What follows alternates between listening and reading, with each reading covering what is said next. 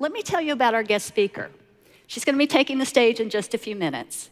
Her name is Carrie Granger. And when you meet Carrie, it will become clear very quickly that she has an interesting background and perhaps not one that you'd expect. She's not in the restaurant business. In fact, she's not even in retail, but she's an expert in leadership. And not just leadership on paper, but leadership in action. Leadership that really works in real life. And that's the kind of leaders that you are too. So in that way, we think her message is very well aligned with what we need most. We believe in your power to elevate your leadership to new levels, and Carrie will show you how. She has led breakthrough results in the most challenging of conditions, including leading combat missions in Iraq. In a few minutes, she will tell you more about what that experience was like and what it taught her. She will introduce to you transformative leadership, a powerful new leadership context to help us see leadership differently, like looking through a prism. Transformative leadership demonstrates how to be a decisive agent of change and how to get done what matters most. It works for real people in real life, just like you. Best of all, it doesn't require learning an acronym or memorizing a bunch of fancy steps. Instead, it's a new way of being. A new way of being. I hope that sounds as intriguing to you as it did the first time I heard it. In fact, I think you'll like her so much that we've asked Carrie to stay around a little bit and we'll take some Q&A after she's done speaking today. So let's not wait another minute. You deserve to hear it from the source, and it's my pleasure to introduce to you Carrie Granger.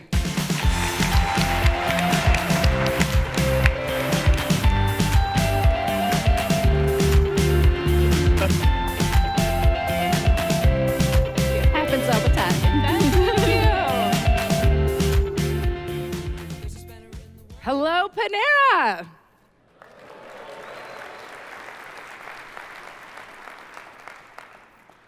I'd like to start today by saying thank you.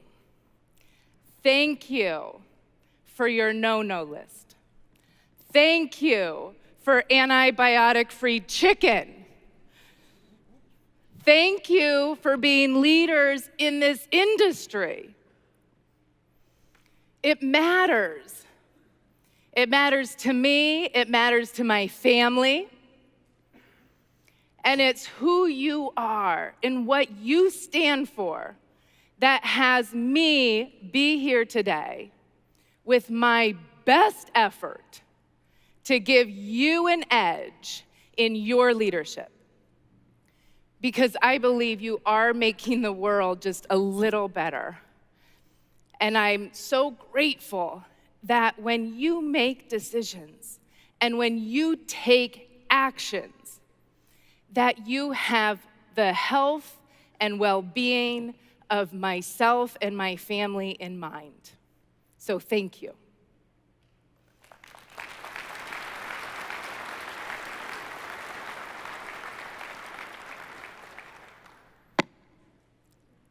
Being in Iraq, but for the first time under enemy fire, as an aircraft maintenance officer with 6 years of military education, I was one of the first people to get a master's degree in leadership. So for someone in her mid-20s, I knew a lot about leadership.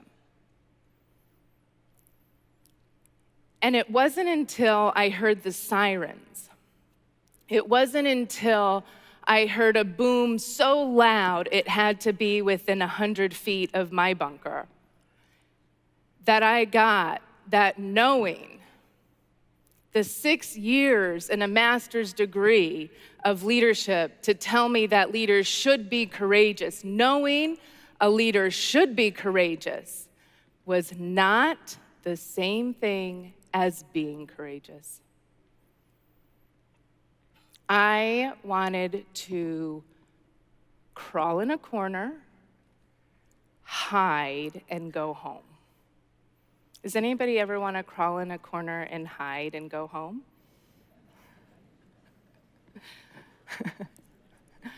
But I didn't have that choice.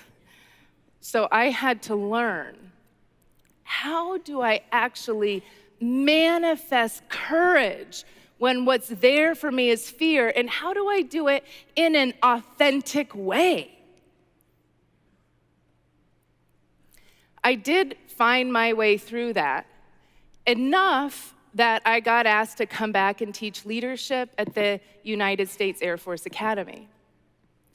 But I was put in a classroom that gave me the same leadership theories as I was taught when I was a student. So I learned another thing. I learned that talking and studying about leadership, while important, was not the same thing as being a leader, moment to moment, every day.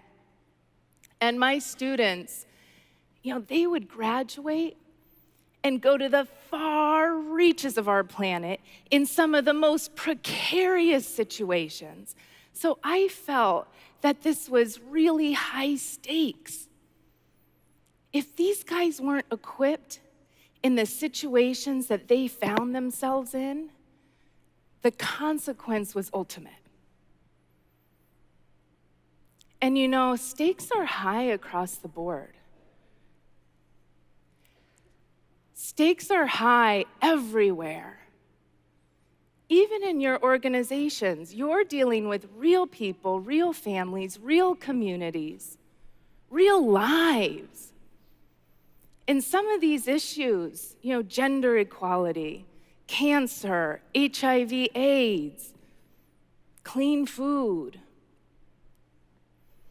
aging, racism, religious intolerance, these aren't so far off for us. This is what walks through your doors. Real people, real lives. 2 years ago, I looked up on Amazon and I wondered, well, how many things can we buy about leadership just on Amazon? How many books might we find? It was 2 years ago. 3 years ago now, it's 2017, 3 years ago. 111,282 items you can buy on leadership. Today, almost twice that amount.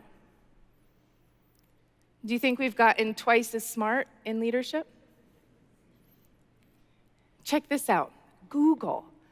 3 years ago, 130 million hits on leadership. That's how much knowledge we had access to 3 years ago on leadership, and today, almost 7 times. Have we gotten 7 times smarter on leadership? We have access to 7 times more information. Has that made a difference 7-fold in our world? I don't think so. I think we're missing. And I think part of the missing is understanding that there's a difference between knowing about something and being that something. So why does this matter? Why does this matter to you? Why does this matter to Panera? Well, there's one simple reason.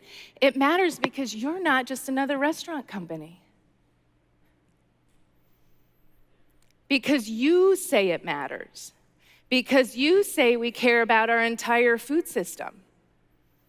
That's why it matters, because you say so. Because when you signed on to be a leader for this company, you signed on for something more than being a restaurant company. Because you have a concept essence. You're an ally for wellness in the world. Because who you say you are, creates a new reality. Yeah, you think about it. I now have a new reality to raise my girl in. I can go anywhere and get antibiotic-free chicken, thank you. Yeah, that's a new reality. That didn't exist. Who you say you are creates a new reality. And that's what transformative leadership is all about. Transformative leadership, to create and fulfill on a new reality, to alter the very reality in which you and those you lead are operating. Transformative leadership, to alter the very reality in which we are operating. What, Carrie, we're gonna alter reality, really? I mean, okay, Harry Potter, but us? Yeah, that's what we're speaking about today. Altering the very reality in which you and those you lead are operating. So as a leader, as a manager, I feel like you've got to do three things. Well, okay, more than three things, but three categories. You've got to effectively maintain what's already existing, what's already been created inside our current reality. You've got to maintain that, and you've got to do it really well. You also have to effectively adapt to the changing conditions within our current reality. Technology. Are you dealing with the paleo diet? Does that come up in your restaurants? Requests? The economic environment, the political environment, the social environment, you have to effectively adapt things that are happening in your communities. Those two things you have to do. You can choose to do the latter, which is to transform the norm. So as a leader, we don't want to forget about managing and adapting. Today is simply to give you some capacity and perspective on how to do this last thing, transformative leadership, to create and fulfill on this new reality. So that's what we're talking about. So existing reality, what do I mean by existing reality? I'm going to share a story with you today about my time in Kuwait and Iraq. So when I showed up to Aliyah Salam, this is what I showed up to. This was my maintenance hangar. It was a bombed out building from the first Gulf War. We had E-model aircraft. That means that the aircraft we were maintaining in Iraq were the same aircraft that flew in the Vietnam era. I got the old aircraft. Other people had the new aircraft. I got the old aircraft. The ramp was dirty, mediocre tools and equipment. Kind of had this sucks kind of attitude, you know, like in our pre-deployment shots, as if cynicism and resignation were part of our pre-deployment shots, along with smallpox. We had a 58% mission success rate. That means 58% of our missions that we sent off completed what they were supposed to do. Would anybody here still be around if you had a 58% mission success rate? No. A 72% repeat rate. That means that when we fixed an aircraft, it would fly off, and if it came back to us with the same problem, that's a repeat. That'd be like, here's your order, and they came back 72% of the time to tell you it wasn't right. Yeah, pretty deplorable, huh? And it was 126 degrees, so it was hot. Yeah, we were pretty much doing enough to get by, and that was the sentiment. We're only gonna be here for 5 months. We can put up with it until then. You know, the only problem was the people who were there 5 months ago said the same thing, and the people there 5 months ago said the same thing, and said the same thing. But that was the condition. So let's talk about these results. Anybody care about results in here? Good. So let's talk about those results. What makes results? What produces results?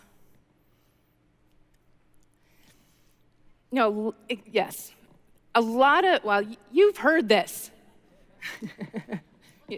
Nobody, you didn't hear up front or in the back. Some really smart people got together for years and years and years, and what they found out was that action is what produced results. Lots of academic papers written on this. So ultimately, action produces results. So for most of us, we say, okay, good. If we like the result, we'll take the same action. If we don't like the result, we'll modify our action. And we ask questions like, okay, well, what should we stop doing? What should we start doing? What should we alter? What should we do differently? And it's not a bad way to manage. However, I start getting interested, well, what gives me the range of actions that I have? Because there is a certain range of actions that I see to start, stop, or do differently. So you might think about that in yourself, and you might say things like, well, motivation, attitude, emotional state, intelligence, physical capacity. A lot of things that would go in the category of internal states and traits. Empowerment. Or you might say things like the culture and climate, physical environment, equipment, tools, a lot of the things that would go into the domain of external circumstance. And actually, in the last 100 years of leadership and management theory, there are hundreds of these variables. And as leaders then, we look at these variables and we kind of play with them, like a synthesizer board. Like a little bit more motivation, a little bit more training. These rewards are getting a little extensive. And we play like that. But have you ever noticed that these interventions only work some of the time with some people under some circumstance? Why did the training work with Jerry and not Cindy? Why did Jen get so motivated and is working hard now, but Samantha hasn't changed after that speaker? So why is that? So why that is because we human beings do not operate like billiard balls. There's no reliable predict and control, cause and effect, input, output. We can't just input variables and output performance. It's not reliable. We're all different. Moreover, we're never directly responding to the situation at hand. Do you know that your facial expressions right now, the way you're sitting in your seat right now, is not actually a direct response to me? It may seem that way, but it's not a direct response to me. And the way I'm standing, the way I'm talking, is not a direct response to you. Where you decided to sit today. No, we're only ever responding to the way we observe the situation in real time. In other words, the way the situation occurs for us or shows up for us in that moment, real time. So does this session occur for you as this could change my life? You would sit differently than if this session occurs for you as, okay, gotta get through this so I can get to the social event. Very different. Or does, I don't know what the room's set at, 65 degrees or something? Does 65 degrees occur for you as cold, warm, just right? Does the room occur for you not as the dimensions of the room, but big enough, crowded, intimate. That's what we're responding to. And do the people that you lead, do you occur for them as their partner, as their mentor, or do you occur for them as someone to avoid so I don't get in trouble?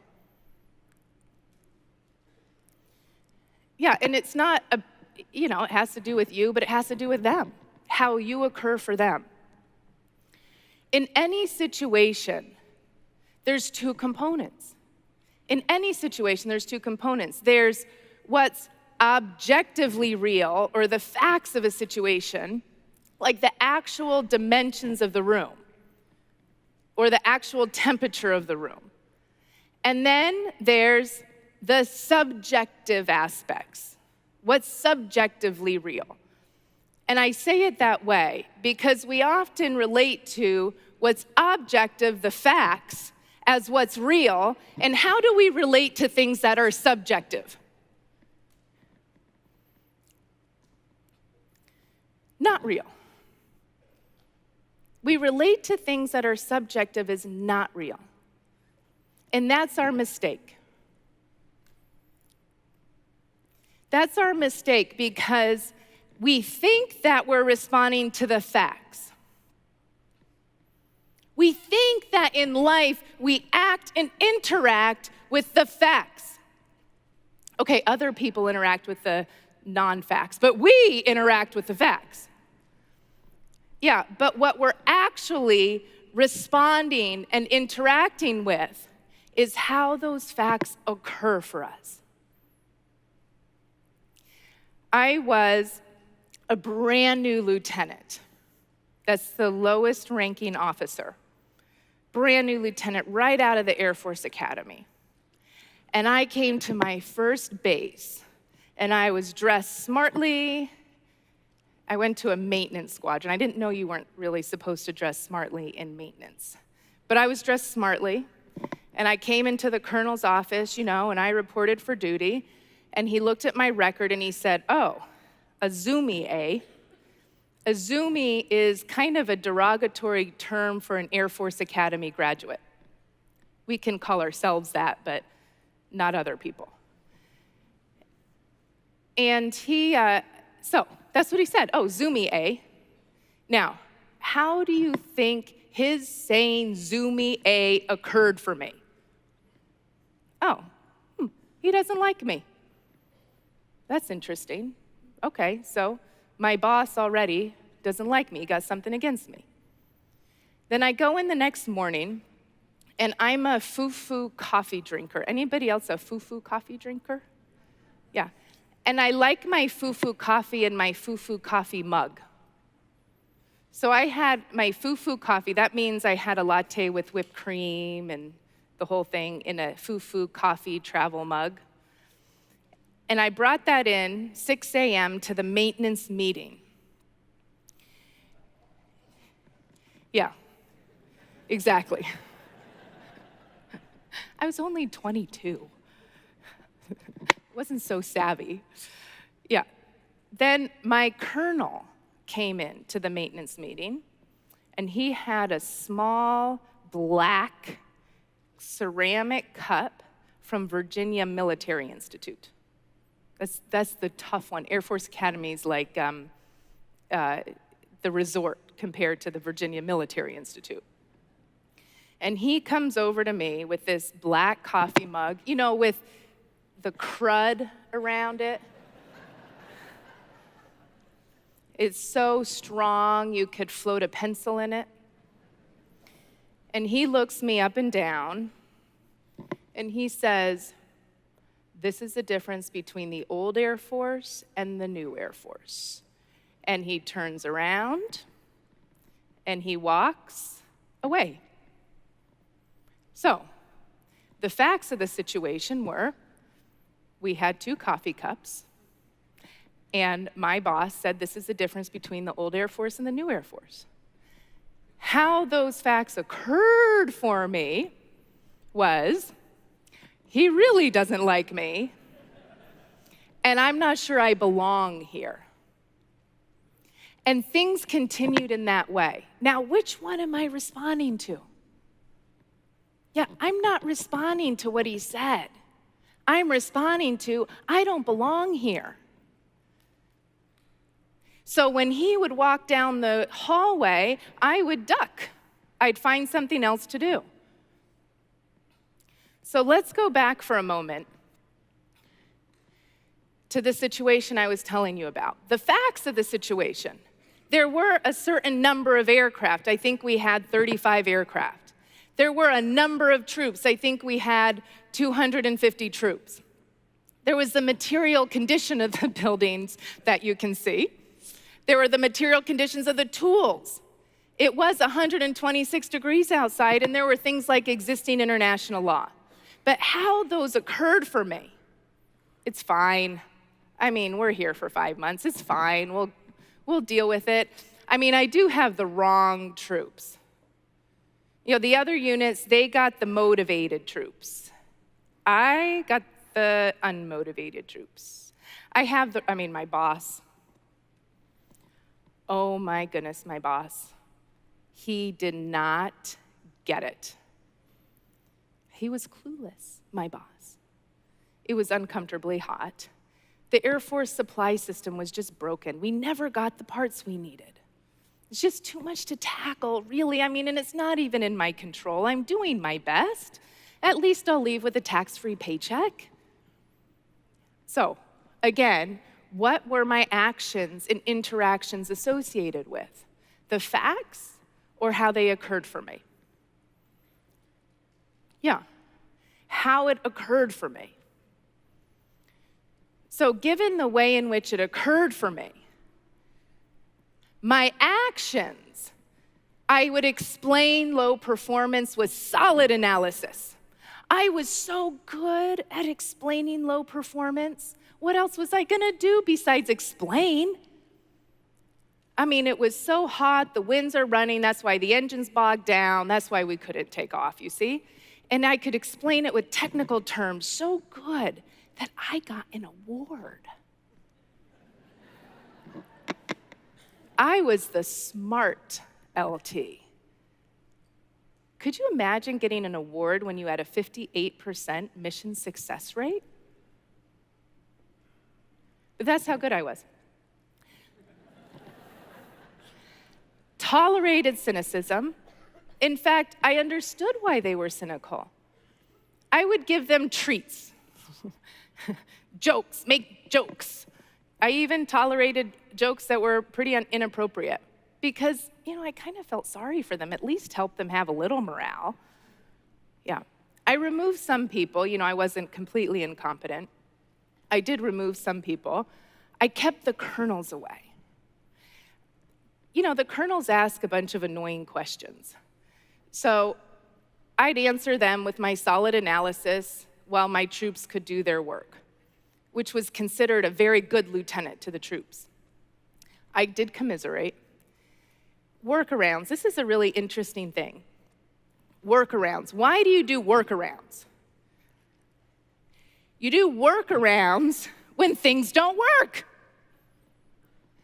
Yeah, so rather than dealing with what wasn't working, we developed very creative workarounds.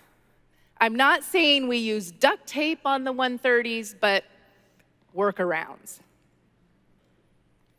Yeah, and we did some new training. When you explain everything with solid analysis, usually the fix is, well, we'll train people more. So we did a lot of new training. We had some revised policies and some new incentives and punishments. So that's what I did. And when we're leaders, we have to pay attention to how things occur for our troops. Because how things occur for them, their actions are gonna be similar. So of course, they didn't pick up the trash, they pencil whipped checklists, they did the minimum job, they didn't ask for what they really wanted or needed. If you were the lowest priority, would you ask for what you want or need? They followed orders, did workarounds, gossiped. One of the most destructive things to culture. gossiped. Yeah. So here's what I want to make sure we get. It's the way a situation occurs for us. It's the way it occurs for us that gives us the range of action that we can take in a situation. If it occurs one way, I have this range of action. If it occurs another way, I have this range of action. And it's the action we take that ultimately gives us the results we produce. And the whole insight of today is rather than starting at action, telling people what to do, we want to start getting interested in, well, how does it occur? Because if we as leaders can shift the way things occur for people, we give them a new range of action, producing new results. Now you might wonder, okay, Carrie, well, given that's what you want us to learn, what shapes the occurring? What shapes the way things occur for us? So we're going to add one more piece. And that one more piece is called context. Context shapes and colors the way things show up for us. Because things do just show up for us, but what shapes that? What has us view things one way and not another way? Context. So in 73, this is one of my favorite research studies. In 73, researchers Darley and Bateson met with a group of seminarians, very kind people, and they spoke about the Good Samaritan parable. You know, the one that says when you're going down the road to Jericho and you see a man in need, robbed and left for dead, you should help that man. Yeah. So they spoke to this group of seminarians about the Good Samaritan principle. And they asked them, group, please prepare a talk on the Good Samaritan parable to give at the building across the way. Now, with half of the seminarians, they said, oh, you're late. With the other half of the seminarians, they said, you got plenty of time, building's just right there. On the way to the building, they placed a slumped over, groaning man. Now the question is, would the seminarians stop to help the man? So these are seminarians speaking about the Good Samaritan principle, yes? So just in your mind think, what percentage do you think of the seminarians would stop to help this man? 10% of the seminarians who thought they would be late if they didn't hurry actually stopped to help. These are seminarians about the Good Samaritan principle, which is to stop and help the man on the side of the road. 10%. These are good people. Now, 63% of the seminarians who thought they had time stopped to help. Now I'm kind of wondering, well, what about the 37%, right? That's really interesting. So what this study is suggesting is that the convictions of your heart and the contents of your thoughts are less important in the end in guiding your actions than the immediate context of your behavior. That the words, oh, you're late, had the effect of making someone who is ordinarily compassionate into someone who is indifferent to suffering, of turning someone in that particular moment into a different person. So it's context. Oh, you're late. Context. It's context that shifts the way things occur for us, that shapes the way, that turns us in a moment into a different person. We're only here for 5 months. Context shifted the way things occur for us and gave us the results we had. So 6 weeks in, we had 3.5 months left, so that's all we had to tolerate. And these were our results. Pretty much the same. Maybe a slight increase in mission effectiveness, maybe a slight increase or decrease in the right way of repeat rates, but it's pretty much the same. And I think that you would expect that, given the way things occurred for us and the range of actions we had to take, the results are gonna look pretty much the same. Until about 2:30 in the morning, 6 weeks in, I got a call. And I was given 1 hour to get my weapons, to gather my team, to get our gear, and to get in the back of a 130 because one of our aircraft had been downed in Balata Rock. See, I was stationed in Kuwait. That's where the Marines go for R&R. Yeah, Balata Rock, totally different story. And when I got in the back of the 130, I was curious, what's that guy doing? You know what he's doing? He's not looking for birds. Yeah, this is an old aircraft, remember. This is our radar detection. He's looking out the window to see if he sees any surface-to-air missiles. And if he sees them, he's going to push that little button, which theoretically will send small matters, small material, into the air and confuse the missile. That woke me up to where we were. Yeah, and then I got to meet the people that we served with our birds. The husbands, I got to meet the brothers, our nation's husbands, our nation's brothers. I got to meet our nation's sons. A few women as well, a few mothers and sisters and daughters, mostly men. And I got to start to speak with them. They said, "Oh, ma'am, you're the aircraft maintenance officer." "Yeah. Hey, do you maintain the X model?" It's a classified model aircraft. "Well, yeah, sure. Some of our guys do." They said, "Man, those are so important. When those don't come, things get really bad. I mean, both sides. We're not covered, more casualties, we get ambushed."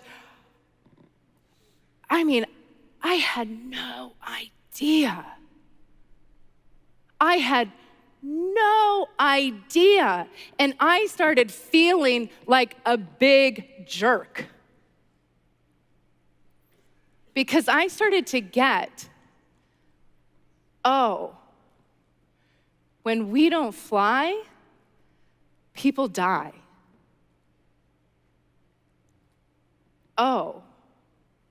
58% mission effectiveness? Yeah, context. That's context.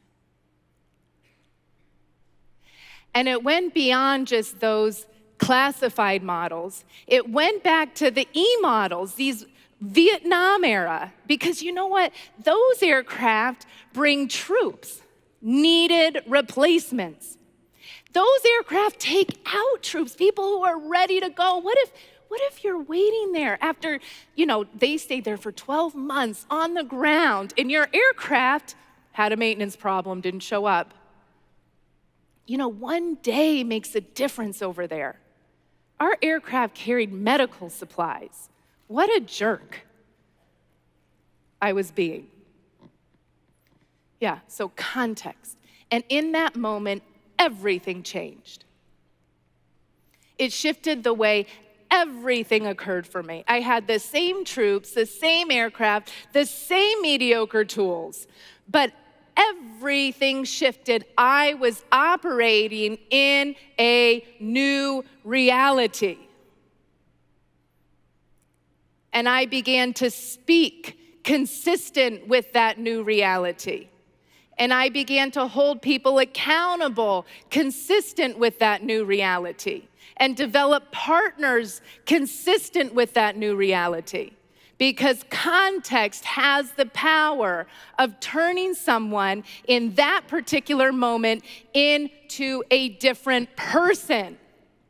I became someone new.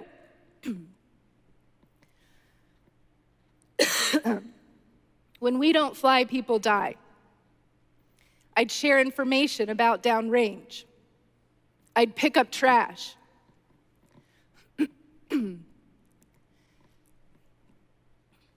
I'd pick up all the water bottles, literally, all over the place.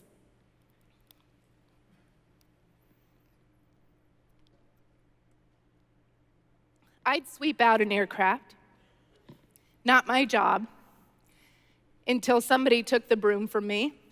I'd go to the next aircraft, start sweeping it out. Because we were going to be impeccable. I questioned everything. Like, we're doing this important job, and we're working out of a bombed out shelter from the first Gulf War?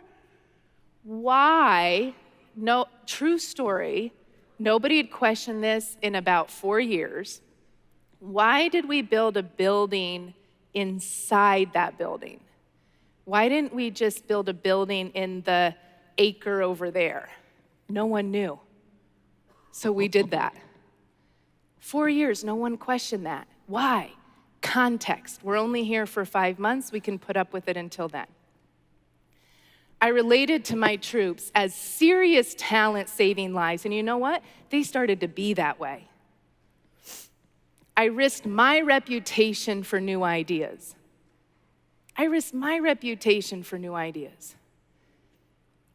Rather than putting our innovation in workarounds, we put our innovation in how do we get funding for what we actually need.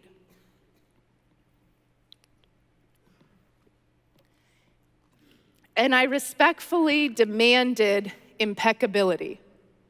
I like those words together, respectful and demanding. Yeah, and of course I said thank you. It's a practice I've maintained until this day. My gratitude for the people I got to work with.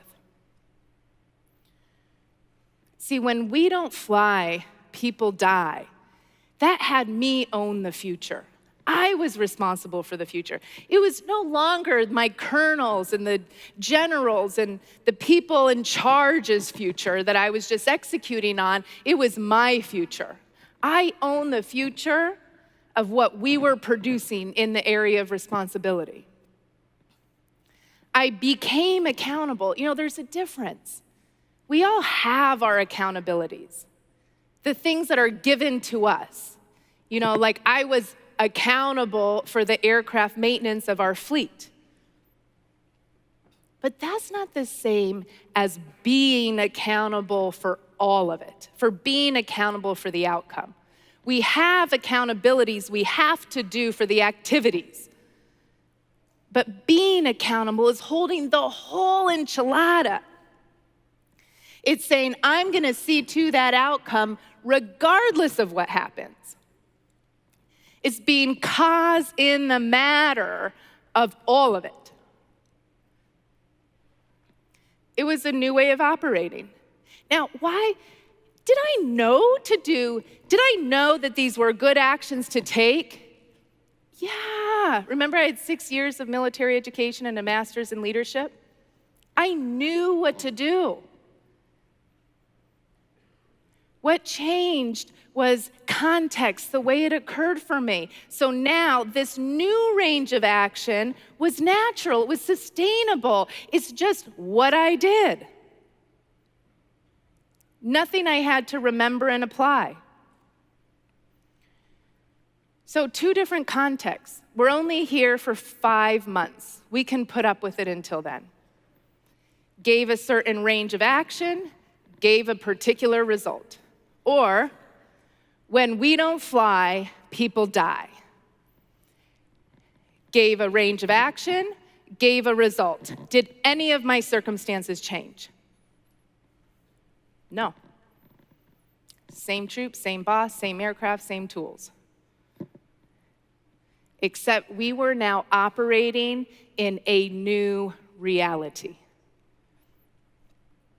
So context, shaping context is the access to transformative leadership. Now, I came to realize the context, but who shaped the context for me was that troop, was that soldier that talked to me. And as leaders, our role is to shape context. That's our role as leaders. It's not to tell people what to do. Do you ever notice that telling people what to do doesn't really work? It doesn't really work. Yeah, but shaping context and people will do what there is to do naturally. Not that obviously they have to be trained, but shape context. That's what we need to do as leaders. So that is the access. Now, I like to tell stories that work out for me in the end. So the results, because I told you about the context, I told you about the actions. So what are the new results? What results did we produce? This picture shows there's something on the top that says discrepancies. Let's see, what side is it? It says discrepancies. And there's nothing, you notice there's nothing in that column? That's because we had an aircraft fleet that was 100% mission ready. And it was so unheard of that the control center operators called me on the radio and they said, Lieutenant Granger, there's something wrong with the computer system. It's showing that you're all green. It was so not in reality that they couldn't imagine we had actually produced that result, but we did. We produced that result with those same aircraft and those same troops. We built a new facility right next to that bombed out shelter with plumbing and internet access, running water. We got $5.5 million worth of new tools and equipment because we got creative with our funding, not our workarounds. We had a 54% cut in air aborts. That's when an aircraft takes off and it has to abort its mission. A great environment. We took care of our environment. Confidence, pride started showing up. It was like I got new people all of a sudden. 2 times the standard of the medals for extraordinary performance in the deployed environment. We did have 4 fantastic marinated steak barbecues. A little better than treats and jokes, you know? And we had the historical best mission completion rate in the history of that unit. And it sustained itself over time. Thank you. Thank you.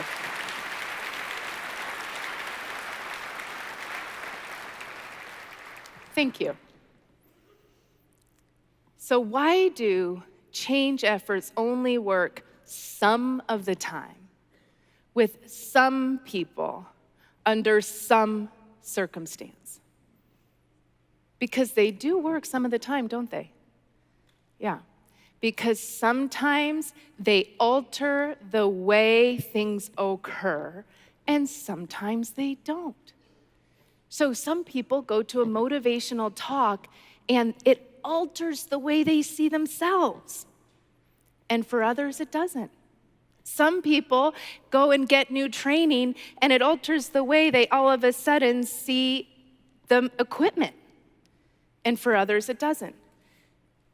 Because sometimes it alters the way things occur, and sometimes they don't.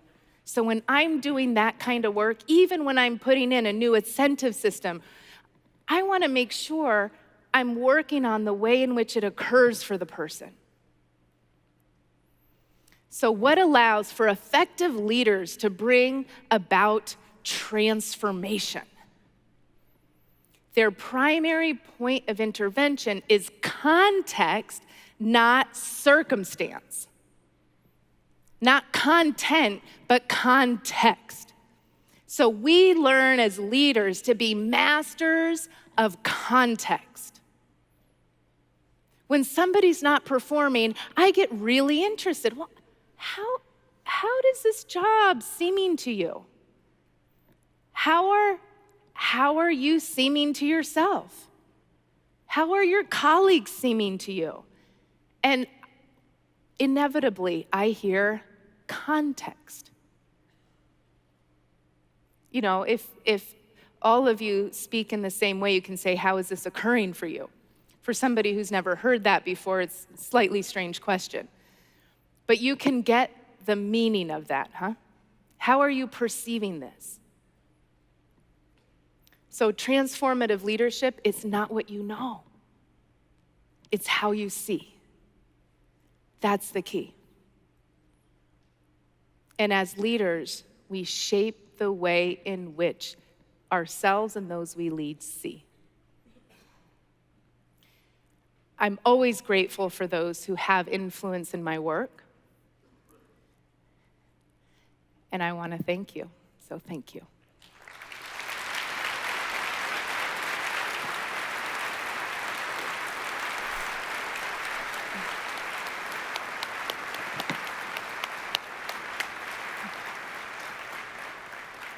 Thank you for staying around with us for the next few minutes. My to take some pleasure. Q&A.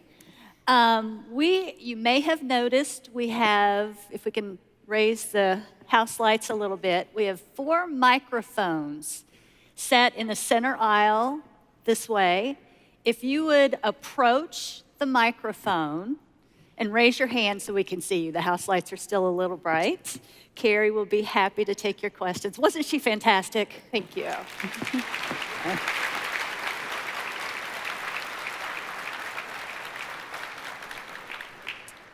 And it may take a few minutes for this to settle in, so there's no rush. But if we do have some people that would like to kick us off with a question, we'd be happy to take those. And we have a hand waving. Great. Yeah, and you may have questions about anything we talked about. You may have questions about a situation you're dealing with. Really anything at all. I'm happy to see if I can support you. So, number 1, please. Hello. Have you ever encountered somebody that didn't quite see your vision? And if so, how did you handle it? Yes, all the time. Yeah, very, very, very good. I find that telling somebody this is the vision doesn't work that reliably. So first of all, I try to mitigate that a little bit by thinking about, well, what's of fundamental concern to the people I'm speaking to? And how can I articulate the vision, our vision, my vision, how can I articulate that in a way that addresses what they're fundamentally concerned about or committed to, and engage them in a dialogue? So, well, what do you really think is important? What are you fundamentally committed to? What do you see as possible for us? Let me share what I see as possible for us.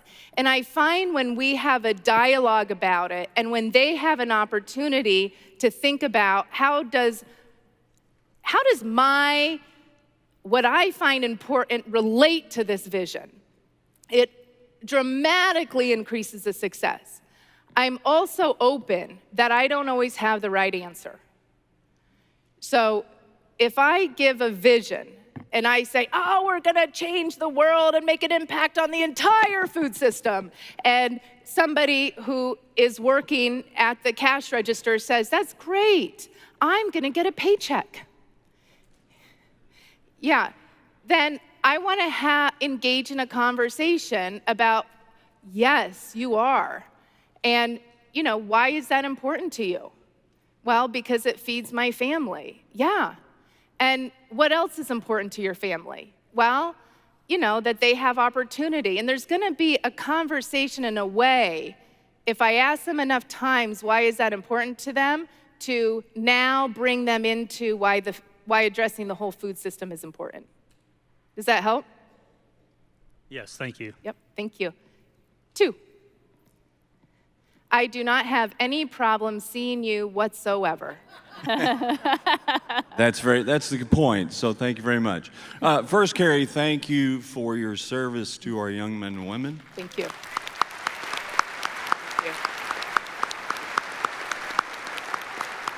And I know there's more of us in the room, so thank you For sure. as well for those of you who have served.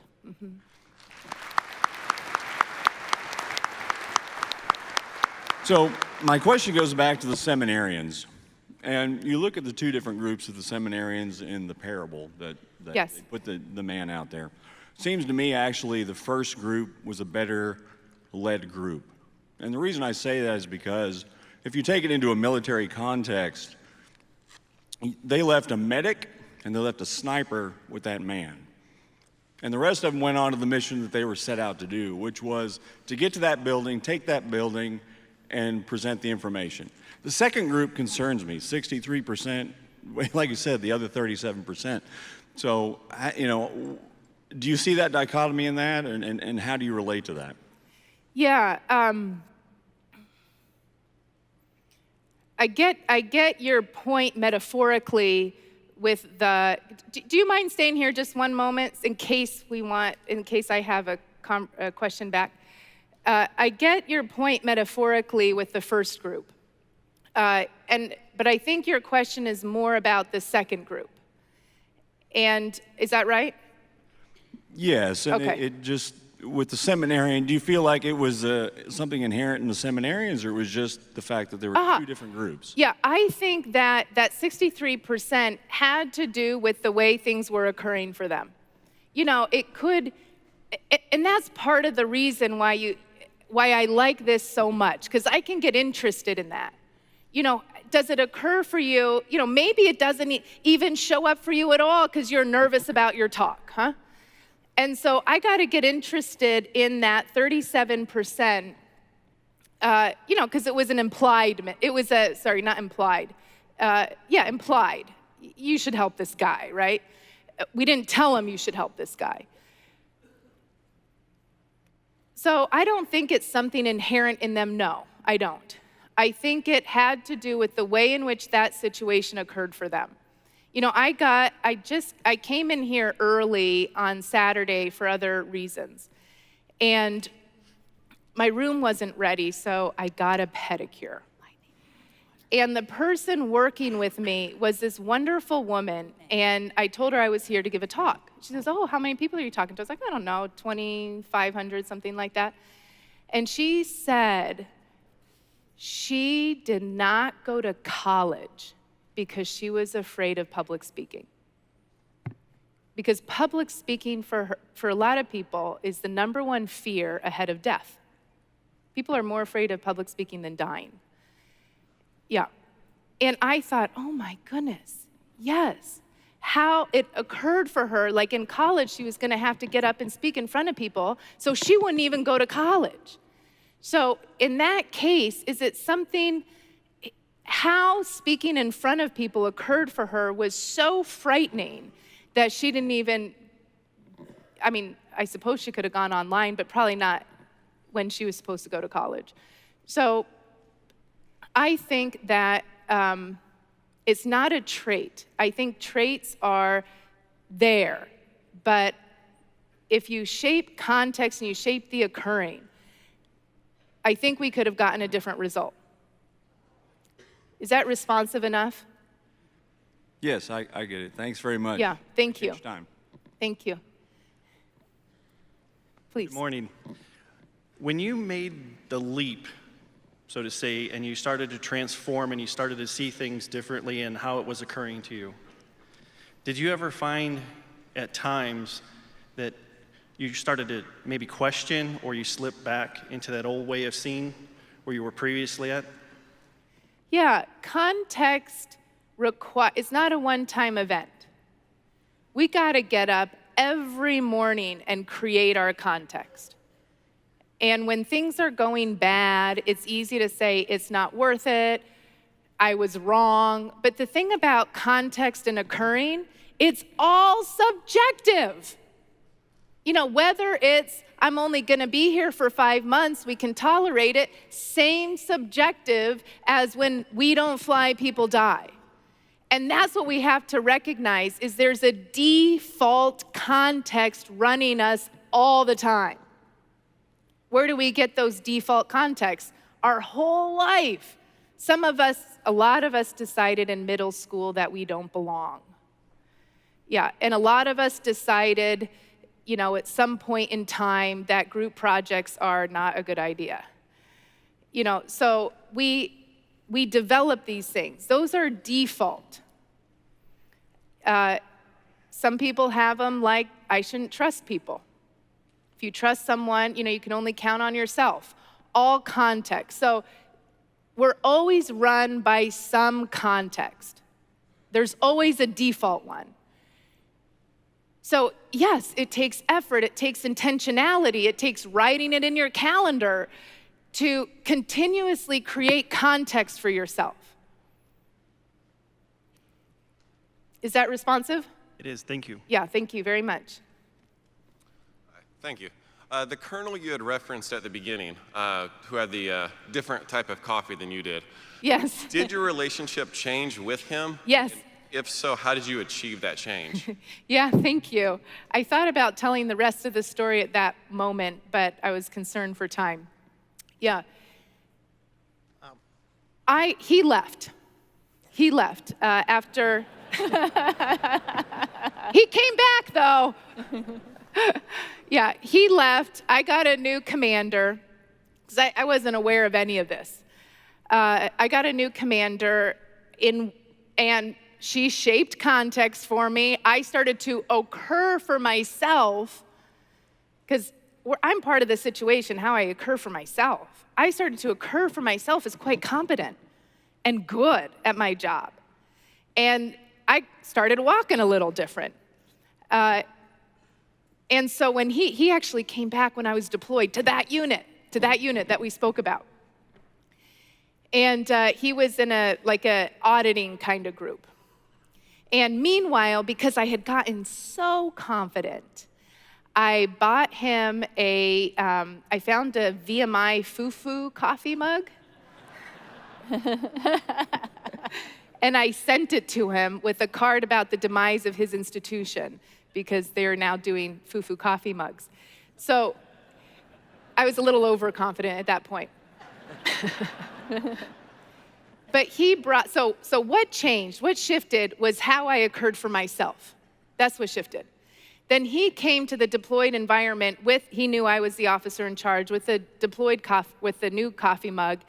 And behind me one day I heard airborne, because Granger, they like to call me Airborne Granger. So I turned around, and there was my colonel with his VMI coffee mug asking for some good coffee. Here's what I found out. I was one of his best lieutenants. I missed out on so much mentorship. I missed out, I almost got out of the career field. Because we're always in this domain of the subjective, not the objective. We're always in this domain of the subjective. And I was making decisions and taking actions consistent with the way I occurred for myself.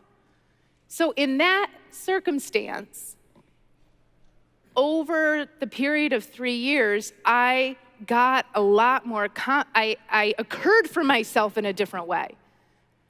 And I started to act differently. Since then, Now that I understand this principle more, I look, how is this person occurring for me? How do I occur for myself? How does this situation occur for me? So I look at myself, others, and the situation, and the combination of that, I can see that my actions are consistent with. But because I know about context, because I know I can shift it, I now go to work on shifting the way things occur for me to give me different action. Is that a long enough response to your simple question? It's a good answer. Thank you. Okay, thank you. Yes, please. In regards to context, we're going to be leading our people. How do you get your people you lead to buy into your context or understand your context? Yeah, I would start by getting interested in what's most important to them and being in a dialogue, kind of like the question of vision. I started saying, hey guys, I met this soldier, and here's what he told me. I've been a fool. I've been a fool, kind of thinking like we're last priority, what we do doesn't matter as much, and I'm sorry. Here's what you can count on me from now on. I actually got that we matter a great deal to them. And I got that when our missions don't take off, it has life-altering impacts for those guys. So I shared it, shared it. I didn't say you need a new context. No, I shared it and started to try to connect with the meaningfulness of their job. So people they want their jobs to be meaningful. They want to be part of something meaningful and fulfilling. Speak to that. They want to belong, have an affiliation. They want to feel like they belong to something, a family reunion, awesome.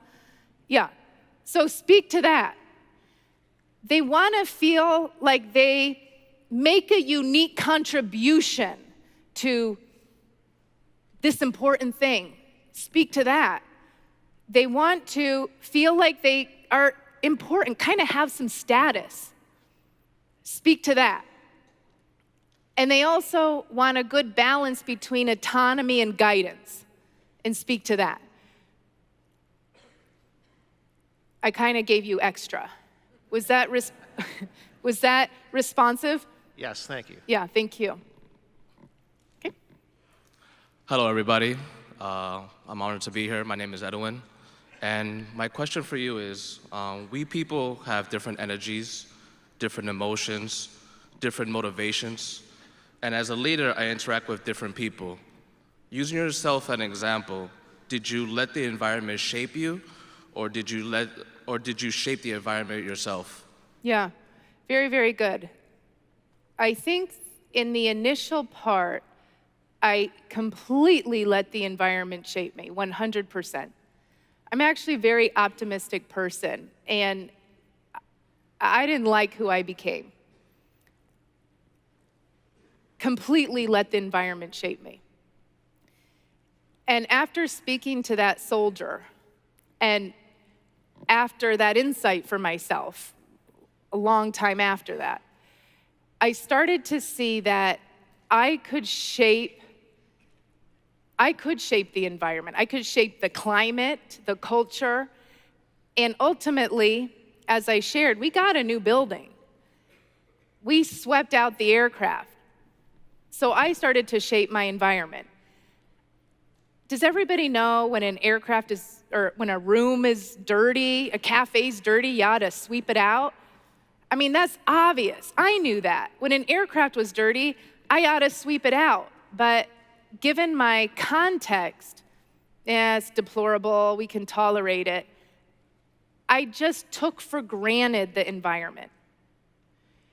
When my context altered, I started to take action consistent with that new reality, with that new context. And because I started taking those actions, the results were solid. You know, it wasn't just people were happy, which is a huge result, but it was also things got cleaner. We got better tools and equipment. We got a better building because our creativity went towards that versus how do we survive a little bit better. Is that responsive? That is responsive. Great. I would like to ask one more question. Now, since you let the environment shape you and you gained more strength and courageousness, did you feel that strength and the courageousness flow through the members and affected them in a positive way to them shape others as well too? Yeah, there's this term called limbic resonance. And what it has to do with is emotions and moods are, well, the saying is like contagious. And there's real neuroscience to show this as well. So not just, yes, I get moods are contagious, but they're actually, the neuroscientists are studying this thing. And it does matter.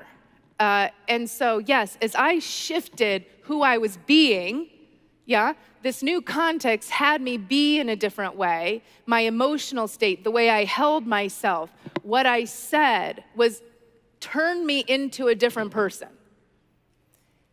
That started to, in my closest circle, they started to shift. I mean, they wanted to be part of something important. It didn't take much. It took their leader saying, yes, that's what we're part of. And they said, great, I want to be part of that. Yeah, so they started to shift.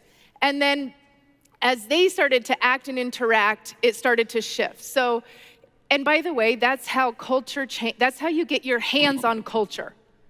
You get your hands on culture by looking at what's happening between people, the conversations that are happening between people, the emotional states that are happening between people, what's being communicated in the said and the unsaid. So culture happens in the network of actions, interactions, conversations between the members of an organization. That's where culture shifts.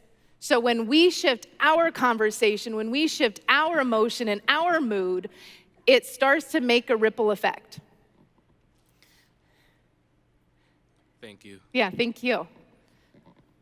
Please. Hi, good morning. I feel like that my working environment is very different than what you were dealing with in the combat zone. And Sure. Again, thank you so much for your service. The stakes aren't that high for us. So how would I bring the urgency to my job? Yeah. Well, I think what I'm doing is I'm deciding if I tell you how high the stakes are, I think they are, or if I say something different. So I'll do both. I think you have to start with, why is working here important to you? You gotta get to the fundamental concerns and commitments of the people you're leading. And sometimes the stakes are important, like we really need to have a viable business so that we can continue to support our community. Here's why I think the stakes are high for you.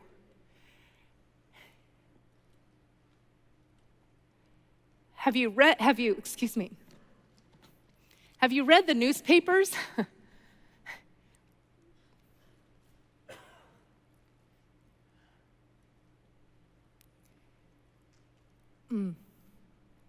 Warmth, authenticity, relationship, and everyday oasis, it really matters.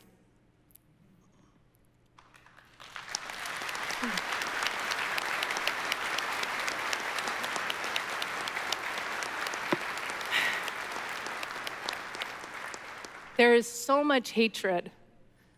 There's so much intolerance.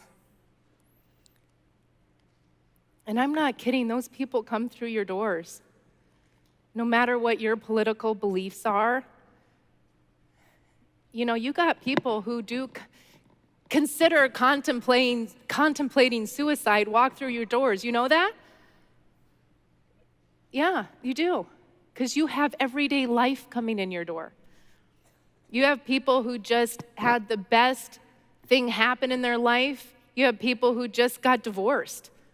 You have people who just lost a child. So the way you are with people really matters.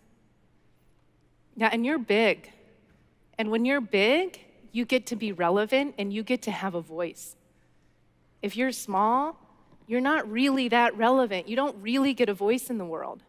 But you're lucky because you're big. You can really make a difference. So you got to get connected.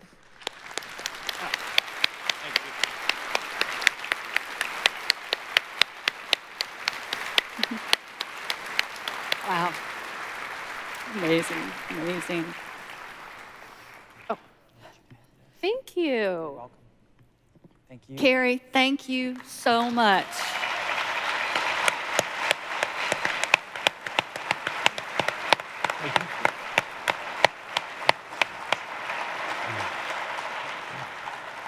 It's amazing. She is providing such a powerful context for us in how we see an act.